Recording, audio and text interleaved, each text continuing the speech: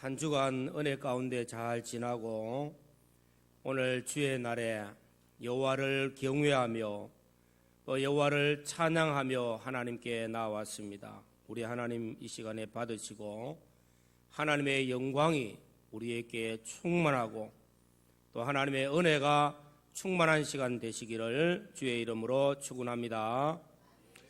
가을은 결실의 계절입니다. 오곡백과가 물에 있고 또한 들판에 배들이 누렇게 익어서 이제 추수가 이루어지고 있습니다. 결실에 대한 말씀은 너무나 우리 인생에 소중한 것입니다.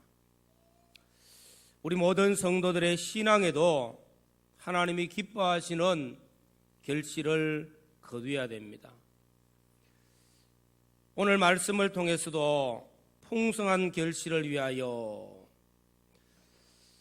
우리가 하나님 앞에 일생을 살고 그 결실을 하나님께 올려드릴 때 잘하였도다 착하고 충성된 종아 내 주인의 영광에 참여할지어다 하시는 주의 은혜의 자리에 축복의 자리에 나아갈 수 있는 우리 모든 성도들이 되시기를 주의 이름으로 축원합니다.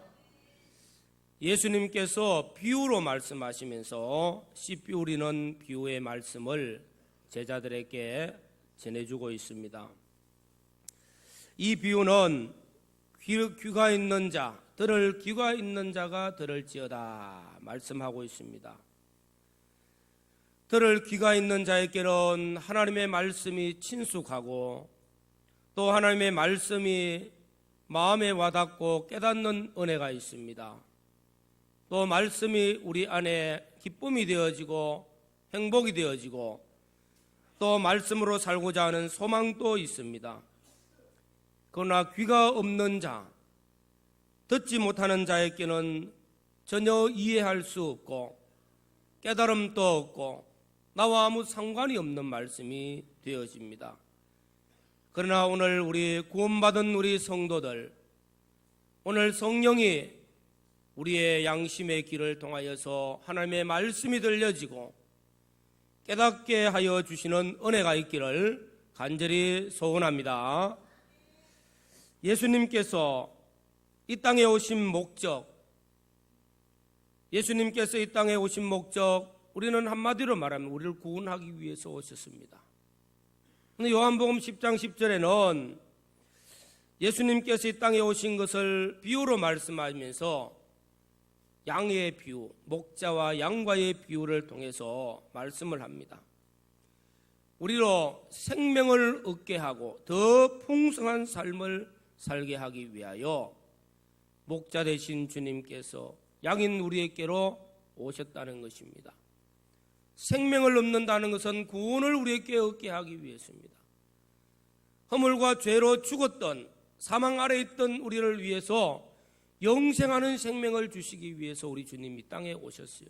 십자가의 피로 우리를 구속하셨습니다. 영생을 주셨습니다. 저와 여러분들의 예수 그리스도를 믿음으로 영생의 구원을 얻게 되어졌습니다. 영생하는 생명을 받았습니다. 청량할 수 없는 은혜인 줄로 믿습니다. 또 하나님께서 우리에게 더 풍성한 삶을 살도록 풍성한 은혜를 주시기 위해서 주님 오셔서 성령과 진리의 은혜를 끊임없이 우리에게 베풀어주고 계십니다. 이처럼 풍성한 은혜를 우리에게 주시고자 풍성한 결실을 이루게 해 주시고자 주님은 우리에게 원하시고 은혜를 베풀어 주셨습니다. 오늘 씨 뿌리는 비유의 말씀, 이 본문 말씀을 우리가 보면은 네 가지 밭이 나옵니다. 씨를 뿌리는 자가 나가서 씨를 뿌리는데 어떤 씨는 길가밭에 떨어지기도 하고 어떤 씨는 흙이 얕은 돌밭에 떨어지기도 하고 어떤 씨앗은 가시덤불밭에 떨어지기도 합니다. 또 어떤 씨앗은 좋은 땅, 옥토와 같은 좋은 땅에 떨어지기도 합니다. 길처럼 딱딱하고 사람이 다 밟아서 딱딱한 땅, 씨앗이 심기기도 전에 새들이 와서 주먹어버립니다. 돌밭에 떨어진 씨앗은 흙이 얇고 돌이 있어서 자라지 못하고 죽기도 합니다. 가시덤불밭에 떨어진 씨앗은 자라다가 가시의 기운이 막아서 결실하지 못하더라는 겁니다. 좋은 땅에 떨어진 씨앗은 결실하기를 100배, 60배, 30배 결실을 하였더라. 그렇게 말씀합니다. 이 네 가지 밭에 뿌려진 씨앗, 결실하는 이런 말씀들을 통해서 공통된 점은 동일한 씨앗을 뿌렸다는 것입니다. 그러나 결실은 다 달랐어요. 결실이 있는가 없는가 하는 것은 씨앗에 문제가 있는 것도 아닙니다. 결실이 있느냐 없느냐, 누가 뿌렸느냐, 뿌리는 자도 동일합니다. 문제는 밭에 있다는 것을 우리는 다 알 수가 있습니다. 좋은 밭만 되면 된다는 것입니다. 좋은 땅에 뿌려지고 좋은 밭에 뿌려지면은 100배, 60배, 30배의 풍성한 결실을 할 수 있습니다.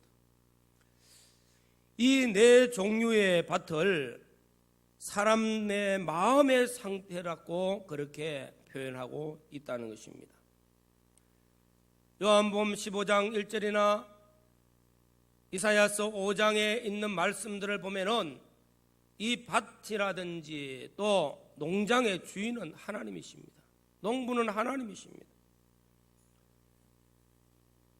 밭에 뿌려진 씨앗은 하나님의 말씀이라는 것입니다. 씨를 뿌리는 자는 복음을 전하는 자요 하나님의 말씀을 전하는 자입니다. 이 땅의 사람들의 마음은 이렇게 네 가지 종류에 속하여 있다. 나의 마음은 어떤 마음일까? 우리가 한 번쯤은 생각을 해봐야 되겠죠. 내 마음의 밭은 어떤 밭일까? 하나님의 말씀을 듣는다 해도 도무지 깨달음이 내게 오지를 않습니다. 염려가 되겠죠. 하나님의 말씀이 내게 와도 이 말씀이 곧 나와 아무 상관이 없이 오히려 다른 많은 지식들이 나를 더 지배하지 말씀이 나를 지배하지를 않습니다. 길가밭과 같습니다. 하나님의 말씀이 내게 있지만서도 기쁨으로 말씀을 받지만서도 어려움이 오고 환난이 오고 그러면은 결실하지 못합니다. 내 마음이 연약하기도 하고 부족하기도 합니다. 우리가 하나님의 말씀이 우리에게 왔을 때에 염려하고 근심하고 걱정하면은 역시 열매가 맺지 않습니다. 어떤 유혹에 잘 넘어갑니다. 내 마음이 가시덤불 밭과 같은 마음입니다. 우리는 옥토와 같은 마음, 밭을 가꾸어 가고 또 개간해 가고 그래서 생명을 얻고 더 풍성한 은혜를 누릴 수 있는 그런 결실하는 우리 마음들이 되어져야 되겠습니다. 농촌에 가서 보면은 좋은 밭은 그냥 만들어진 것 아닙니다. 많은 사람들이 농부가 많은 수고를 해서 개간을 합니다. 어떤 집사님이 논이 없어가지고 그래서 논을 몇 한 부르고 몇 마지기를 샀어요. 남의 땅을 남의 논을 빌렸습니다. 그래서 1년 농사를 짓고 나면은 거기서 나랑 몇 가마이를 주인에게 주는 거예요. 1년 동안 열심히 농사를 짓습니다. 논을 아주 돌을 갈려내고 거름을 넣고 잘 개간을 했습니다. 첫 해 농사가 잘 지어졌어요. 두 번째는 더 열심히 논을 개간을 해가지고 이제는 좋은 논이 됐어요. 주인이 그의 농사 짓고 나니까 이제는 돌려달라는 겁니다. 얼마나 마음이 아픈지. 이제는 내 땅과 같이 열심히 농사를 지어가지고 좋은 논을 만들었는데 주인이 달라니까 주버려야 되는 거예요. 그래서 남의 논 아무리 농사 잘 지어봤자 소용없다. 땅을 산 거예요. 논을 사기 시작한 겁니다. 내 논을 사가지고 개간을 해야 되겠죠. 이렇게 농부는 자기 논을 잘 개간을 할 때에 돌을 갈려내고 거름을 넣고 또 가꾸면은 좋은 땅이 되어지더라고요. 그 좋은 땅에는 좋은 결실을 하게 되어 있어요. 사람의 마음도 마찬가지라는 것입니다. 오늘 우리가 먼저 생각해 볼 수 있는 것은 우리 마음의 소중함을 먼저 한번 생각을 해봐야 됩니다. 사람들이 보통은 내 몸은 소중하다는 것을 많이 여깁니다. 내 몸은 귀하다는 거예요. 조금 병들고 조금 아프면 병원에 갑니다. 치료를 받습니다. 약을 먹기도 합니다. 건강하게 하기 위해서 보약도 먹기도 하고 내 몸은 잘 가꿉니다. 살이 찌면 다이어트를 하고 혈압을 계속 태워서 혈압을 정상으로 유지합니다. 당뇨가 있으면 당뇨를 체크해가지고 먹는 것 조절을 합니다. 몸 관리는 너무 잘하고 있어요. 사실 부족함이 없죠. 우리 모두가 몸 관리는 정말 잘합니다. 마음의 관리를 어떻게 하고 있는지 한번 생각해 보시길 바랍니다. 사실은 몸보다도 우리 마음이 더 소중하다는 겁니다. 더 귀합니다. 우리 마음보다도 우리 영이 더 소중하는 것은 그거는 다 말할 것도 없어요. 우리 영은 인간의 보좌와 같이 그게 하나님이 계시는 곳입니다. 근데 우리 마음의 소중함을 우리는 잃어버리고 살 때가 많다는 것입니다. 우리 마음도 몸보다도 더 소중하다는 것입니다. 마음이 무엇인가? 마음에 대한 해석들을 찾아보니까 너무 많아요. 마음은 너무나 넓고 깊고 오묘하고 마음은 소우주라고 말합니다. 엄청나게 크기도 합니다. 너무너무 깊어요. 10개를 문속은 알아도 1개를 마음속은 모른다고요. 하물며 내 마음도 다 모른다는 겁니다. 그런데 이 마음은 생명의 힘이 일하는 장소라. 그렇게 말하는 사람이 있습니다. 생명 역사가 내 마음을 통해서 나타난다는 것입니다. 하나님의 계시를 수용할 수 있는 통로라. 그렇게 말하는 사람도 있더라. 하나님께서 우리에게 영적 계시를 줄 때 우리 영혼을 통해서 우리 영을 통해서 성령이 말씀하시고 계시합니다. 그런데 그 통로가 마음을 통해서 우리 몸으로 행동으로 나타나도록 해주는데 마음이 막혀버리면 우리 믿음은 헛될 수밖에 없어요. 그러니까 우리 마음이 얼마나 소중할까? 하나님의 계시를 하나님의 계시를 잘 수용하고 통과시킬 수 있는 그 통로 역할을 잘하는 것이 마음입니다. 하나님과 영적 교제를 나눌 수 있는 그 길을 열고 들어가는 첫 관문이 바로 마음입니다. 우리의 양심, 선한 양심이 하나님을 찾아가느니라 했어요. 하나님을 만날 수 있는 그 문과 같은 겁니다. 하나님의 사랑이 머무는 것이요 하나님의 영이 머무는 장소가 마음입니다. 반면에 또한 나쁘게 말하면 하나님께 반항하는 악한 활동이 일하는 것이 또 마음입니다. 이 마음에서 악한 역사들을 이루고 그 활동을 왕성하게 해서 사망을 만들고 악을 만들어내는 것이 마음이라는 것입니다. 그래서 우리는 마음을 소중하게 여겨야 된다는 것입니다. 마음을 귀하게 여기고 마음을 잘 가꾸어야 된다는 것입니다. 잠언 4장 23절에는 무릇 지킬 만한 것 중에 더욱 내 마음을 지켜라. 생명의 근은 이에서 남이니라. 마음을 지키지 못하면 생명을 빼앗기게 되어진다는 것이죠. 인류 시조 아담과 하와가 에덴 동산에서 하나님의 풍성한 은혜를 누리고 살고 있습니다. 부족한 것이 없습니다. 마귀가 하와에게 와서 하나님께서 중앙에 있는 나무, 선악을 알게 하는 나무의 과실을 먹지 말라 하더냐? 아니, 하나님이 먹지 말라 했다. 왜?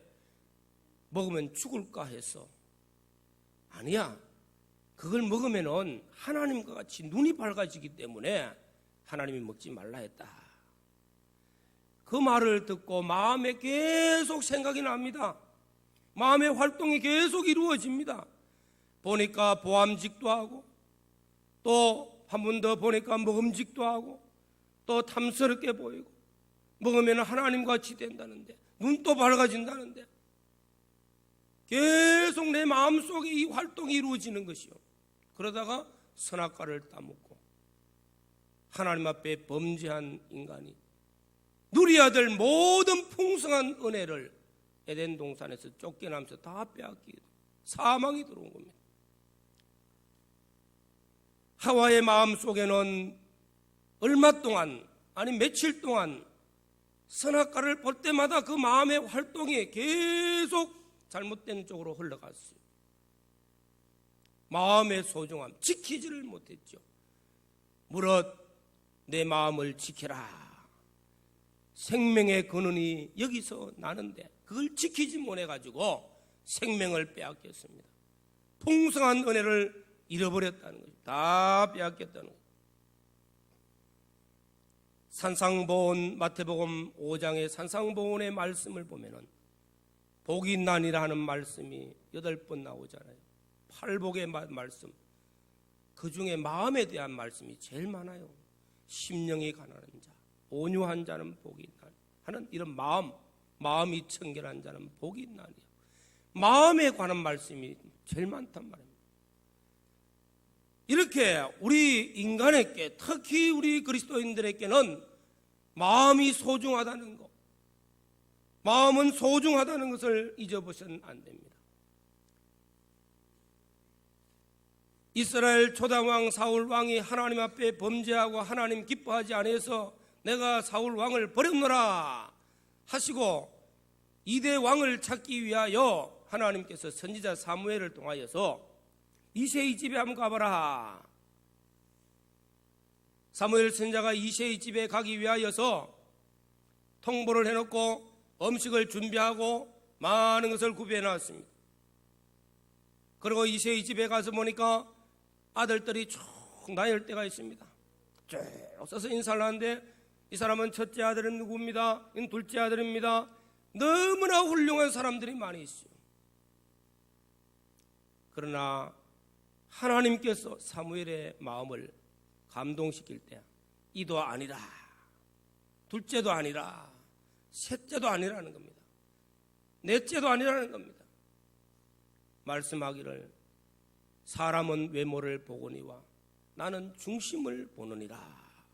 내 중심의 마음을 보는데 그 중에 8번째 아들 이새의 아들 막내가 왔어요.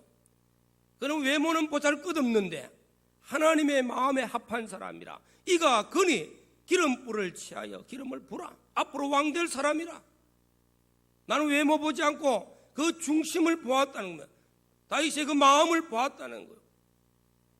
오늘 사랑하는 성도 여러분, 비록 어린 아이라 할지라도 그 마음의 중심에 하나님이 기뻐하시는 마음들을 가질 수 있도록 마음을 잘 넣어주죠. 마음에 귀한 것을 생각하고 넣어줬을 때에 하나님이 그 마음 보시고 하나님이 귀하게 쓰는 인재로 만들어가게 될 줄로 믿습니다. 아니 어린데 뭐 어리기 때문에 그 마음 속에 어린 아이의 마음은 큰 자루와 같았고 빈 자루와 같다는 거예요. 그 마음에 무엇을 넣느냐에 따라서 그 마음 속에 넣은 것이 밖으로 나옵니다. 어린 아이가 4살, 5살 되니까 어린이집에 갑니다. 집에서는 안 그랬지만 어린이집에 갔다 오니까 욕을 하는 거예요. 엄마들이 깜짝 놀랍니다.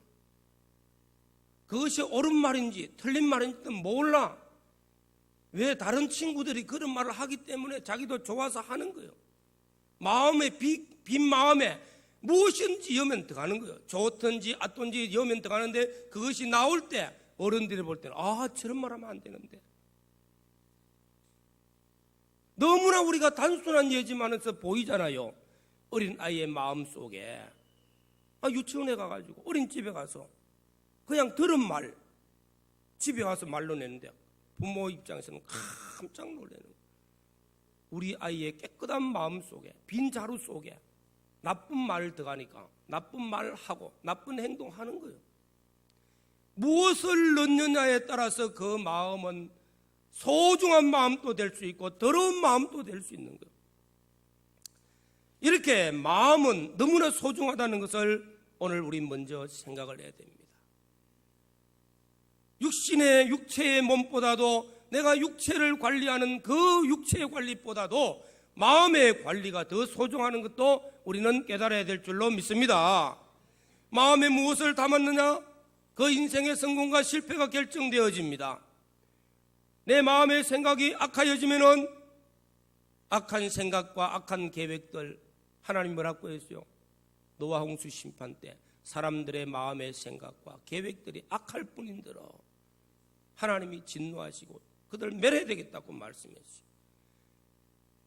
우리 마음에 선한 것을 넣고 선한 계획을 가지고 살면은 하나님께서 그를 도우시고 인도하시고 복되게 해주실 줄로 믿습니다. 이렇게 마음에 대하여서는 끊임없이 연구해도 끝이 없어요. 의학적으로도 제일 공부하기 어려운 게 정신과 하잖아요. 정신과. 마음을 다스리는 과거든. 우리는 예수 그리스도 안에서 구원받은 성도입니다. 마음의 소중한 것을 깨닫고 마음을 잘 가꾸어 가서 우리 마음 속에 하나님이 심겨주시는 하나님의 말씀의 씨앗이 잘 심겨져서 아름다운 결실이 맺어지고 풍성한 결실이 맺어질 수 있는 이런 은혜가 있기를 주의 이름으로 축원합니다. 어떻게 하면은 좋은 밭을 만들고 옥토와 같은 밭을 만들고 우리 마음의 밭을 잘 가꾸어서 하나님의 말씀이 심겨지고 거기에 풍성한 결실을 맺으며 또 누리게 될까? 어떻게 하면 그럼 좋을까? 오늘 말씀을 통해서 우리가 먼저 생각하고자 하는 것은 먼저는 하나님의 은혜를 사모하는 마음들을 가지기를 바랍니다. 100배, 60배, 30배의 열매를 맺게 하기 위하여 땅은 이른 비와 늦은 비를 기다립니다. 땅은 비가 오기를 기다려요. 비가 안 올 때는 비가 빨리 왔으면 좋겠다고. 땅은 말하지 않지만 기다립니다.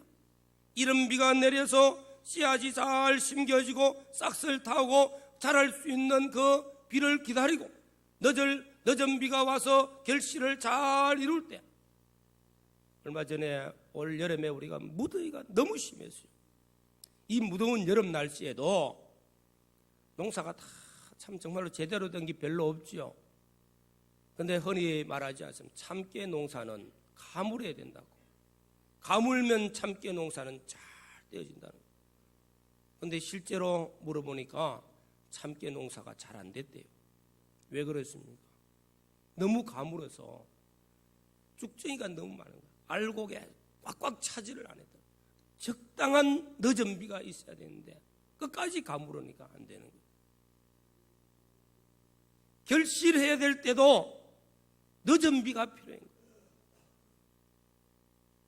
엘리사 선생님이 엘리야의 대를 이어서 이스라엘의 선지자가 되어지고 그리고 나왔습니다. 첫 한 일이 뭡니까? 여리고에 있는 사람들이 내려와서 선생님, 우리 지역에 좀 가봅시다. 우리 지역에 가서 따라갔습니다. 우리 지역은 땅도 좋고 다 좋은데 가을이 돼가지고 결실을 해야 될 때 결실하지 못하고 떨어집니다. 이거 참 불행입니다. 그죠? 끝에 가서 실패해버리면 무슨 소용이 있습니까? 물의 근원이 좋지 못하여서, 샘물 근원이 좋지 못하여서 늦은 비가 와서 늦은 그때에 결실할 수 있는 때에 적당한 비가 오고 적당한 은혜가 있어야 되는데 없어서 결실을 못하는 겁니다. 그래서 잘 익었다가 다 떨어질 뿌리면 무슨 소용이 있어요? 우리 인생의 삶도 이와 같습니다. 하나님이 때를 따라 적당한 은혜를 베풀어 주시는 그 은혜가 우리에게 임하여 마지막 결실의 때까지, 결실한 풍성을 누리기까지 하나님이 늦은 비까지도 내려주시는 은혜가 우리에게 있어야 될 줄로 믿습니다. 우리는 때를 따라 돕는 은혜를 받기 위하여 오늘도 은혜의 보좌 앞에 나왔습니다. 예수를 믿고 구원받았으니까 뭐 평생 교회 한 번만 가도 천국 가잖아요. 근데 말라고 오늘 또 주일날 교회 오고 다음 주 또 교회 와서 왜 옵니까? 때를 따라 돕는 은혜, 보좌 앞에 나와서 때를 따라 돕는 은혜를 받기 위하여 하나님께 나오는 줄로 믿습니다.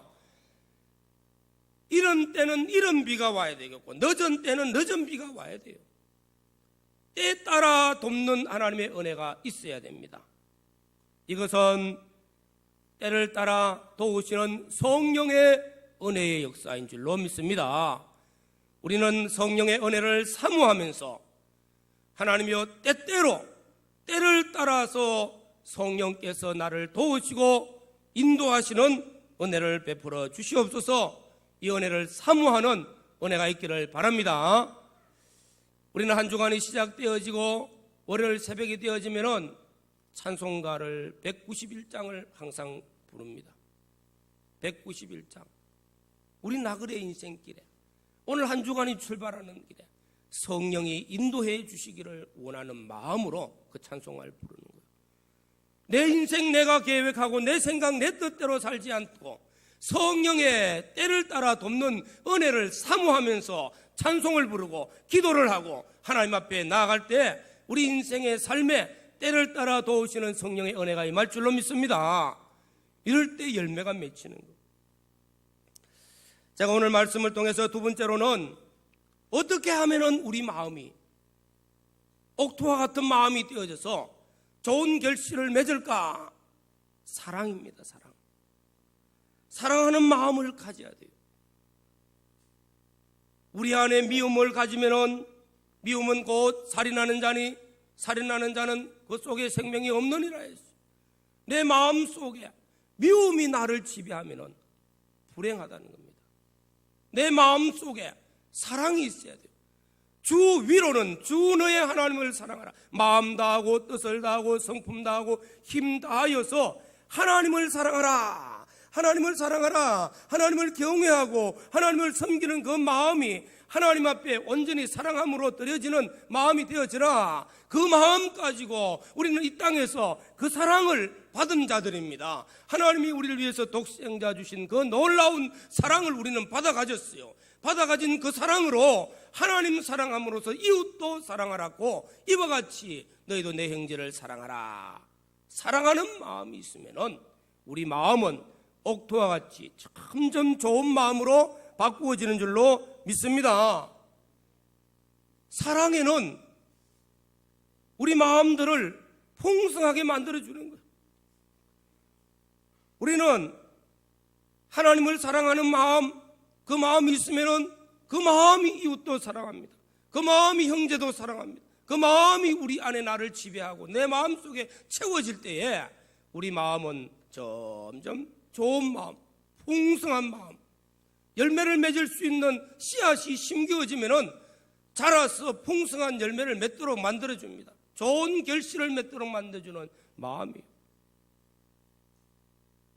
우리가 신앙생활하면서 많이 듣는 말씀이 바로 다윗이요. 다윗은 그 마음, 하나님을 사랑하는 마음 너무 기뻤어요. 그래서 고백을 많이 했습니다. 입술의 고백을 내가 여호와를 사랑하나이다, 내가 주를 사랑하나이다 하고 고백. 다 하는데 무슨 또 고백을 해요. 그런데 고백을 많이 했습니다. 우리가 신앙 고백을 하는 것과 같이 우리 입술의 고백은 너무 소중합니다. 내가 하나님을 사랑하나이다, 내가 하나님을 사랑합니다 고백을 하면은 그 고백하는 마음이 내 안에 자꾸 커지면서 내 마음 안에 사랑으로 채워지는 줄로 믿습니다. 사랑으로 내 마음이 점점 풍성한 열매를 맺을 수 있는 밭으로 바꾸어지는 거예요. 그 마음이 우리 형제와 이웃을 집에서도 다 알지만은 경상도 사람의 특징은 표현을 잘 안 한다는 겁니다. 아내가 날 위해서 일생을 헌신하고 잘 살았어요. 그런데 한마디도 표현 안 해요. 내가 당신을 사랑합니다, 정말 좋아합니다. 그 표현이 얼마나 좋아, 그죠? 나는 당신 사랑합니다. 그런데 그 고백이 참 중요하다는 겁니다. 이 고백이 없어지면은 어딘가 모르게 사랑에 구멍이 빵꾸가 나서 없어지요. 조금 안 좋은 일 있을 때는 섭섭한 마음이 들어와서 또 마음이 나빠지겠죠. 그런데 고백이 있으면은 계속 고백하면은 그런 나쁜 마음들이 들어올 여기가 없어. 사랑은 이렇게 소중하다는 것입니다. 그래서 제가 상담학을 공부하는데 교수님이 하는 말씀, 우리나라 사람들은 사랑 고백을 안 한다는 거예요. 외국에 나가보니까 아침에 출근하면서 여보 사랑해요, I love you 하고, 또 회사 도착하고 난 다음에 좀 있으면 또 전화 와가지고 또 I love you 또 전화를 합니다. 전화하면서 또 고백을 합니다. 몇 시간 또 안 걸려서 계속 그런 고백을 한다는 거예요. 그러면서 부부지간에도 계속 사랑을 고백하라고, 그게 맞습니다. 그리고 같이 위에서 기도해 주십시오. 사랑은 우리 안에 생명이 자라게 만들고 생명의 역사가 왕성하게 만들고 우리 안에 열매를 맺을 수 있는 풍성한 밭으로 만들어주는 줄로 믿습니다. 오늘 이 말씀 여러분들 듣고 집에 가서 남편은 아내에게, 아내는 남편에게 사랑을 고백하는 거 좀 연습 좀 많이 하시기를 바랍니다. 이럴 때는 대답 안 해요. 뭐 다 아는 건데 뭐 또 새삼스럽게, 새삼스러운 것으로 그렇게 쉬운 것일수록 정말로 실천해 보면은 거기에 생명 역사가 있고 가정에 행복이 있고 기쁨이 있고 삶의 은혜가 충만하게 될 줄로 믿습니다. 그 다음에 세 번째로는 말씀을 묵상하는 삶을 살아야 됩니다. 시편 1편에 있는 말씀을 보면은 시냇가에 심은 나무가 시절을 쫓아 과실을 맺으며 그 잎사이가 마르지 아니하고 풍성한 이유가 무엇입니까? 여호와의 말씀을 주야로 묵상하는 자로다. 여호와의 말씀을 묵상하는 자, 하나님을 사랑하고 여호와의 말씀을 묵상하는 자, 하나님의 말씀을 생각하고 하나님의 말씀을 또 묵상하고 또 기도하고 그 말씀이 내 안에 나를 붙들어 지배하면은 내 마음이 풍성한 은혜로 바꾸어질 줄로 믿습니다. 누구의 고백요? 다윗의 고백이라. 하나님의 말씀을 묵상한다는 거. 오늘 주일 말씀 설교를 들었습니다. 일주일 내내 묵상해 보십시오. 분명히 좋은 열매가 맺히고 내 마음의 밭이 좋은 밭으로 개간되게 될 줄로 믿습니다. 하나님의 말씀을 묵상하다 보면은 말씀대로 살려고 하는 것은 당연히 나와요. 하나님의 말씀을 내가 묵상하면은 내 안에 기쁨이 있어요. 하나님의 말씀을 묵상하면은 그 말씀이 내 안에 뭔가 모르게 생수가 되고 힘이 되어지는 역사를 체험하게 될 줄로 믿습니다. 하나님의 말씀을 묵상하면은 그 말씀이 내 입술에 꿀송이 같이 달게 되어지는 거예요.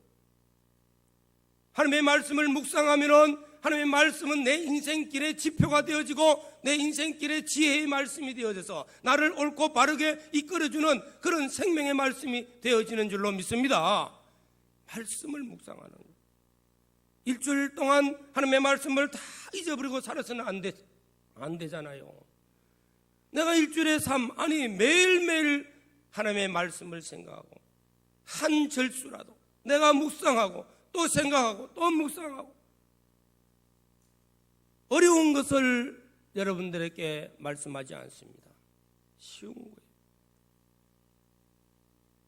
하나님의 말씀을 묵상하고 깊이 생각해보고 내가 이 말씀대로 살고 있나? 이 말씀이 내게 어떤 소중한 말씀인가? 말씀과 나와의 관계를 한번 조명해보면은 이 말씀은 내게 힘이 되고 생명이 되고 은혜가 되고 기쁨이 되고 내 삶의 지혜가 되고 말씀은 능력이 되어질 줄로 믿습니다. 말씀이 내 마음의 밭에 개간되어지고 내 마음을 더 풍성하게 만들어주는 줄로 믿습니다.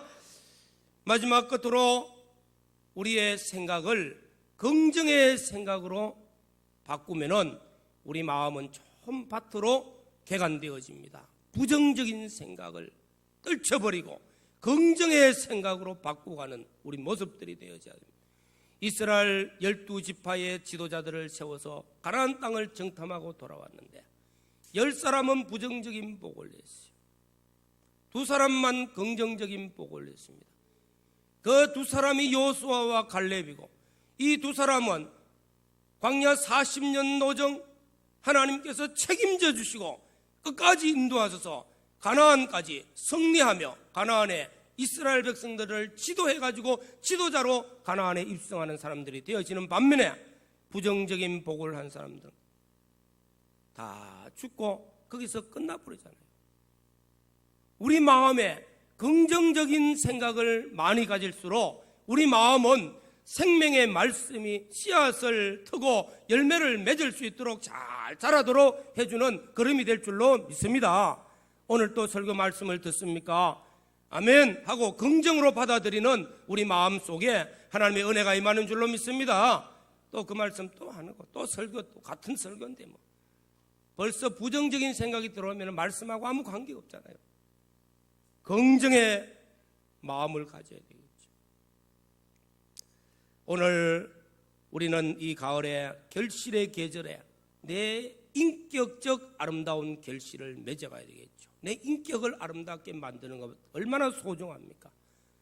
우리는 하나님의 형상대로 지음받은 존재로서 주님이 십자가의 피로 구속하여 회복을 주셨고 이제는 그 회복을 내 일생의 삶을 통해서 내 마음과 몸과 삶을 통하여 인격에 하나님의 형상을 이루는 것을 위하여서 우리는 살게 해주시오.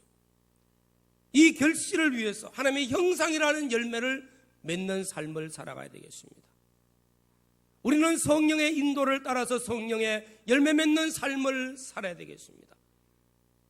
우린 영혼의 구원을 위하여서 기도하고 복음 전하여서 영혼 구원의 열매도 맺어야 되겠습니다. 이런 풍성한 영적인 열매 이상으로 또 우리는 하나님이 주시는 삶의 풍성한 은혜를 누려야 되겠죠. 이런 풍성한 은혜의 삶이 이루어지도록 하기 위하여 정말로 우리 마음의 밭에 하나님의 말씀이 심겨져서 잘 자라서 100배, 60배, 30배 결실을 맺을 수 있도록 마음을 관리하시고 우리 마음을 잘 개간하시고 우리 마음이 옥토와 같은 마음들로 가꾸어지는 은혜가 있기를 바랍니다. 이걸 위해서 우리 마음이 하나님의 은혜를 사모하는 마음들이 되어져야 됩니다. 우리 마음에 사랑이 넘쳐야 됩니다. 사랑을 채워가시기를 바랍니다. 우리 마음에 하나님의 말씀을 묵상하여 말씀이 내 안에 풍성한 은혜를 누리도록 해야 됩니다. 긍정적인 생각을 가지도록 나가야 되겠습니다. 다 같이 통성으로 기도드리겠습니다.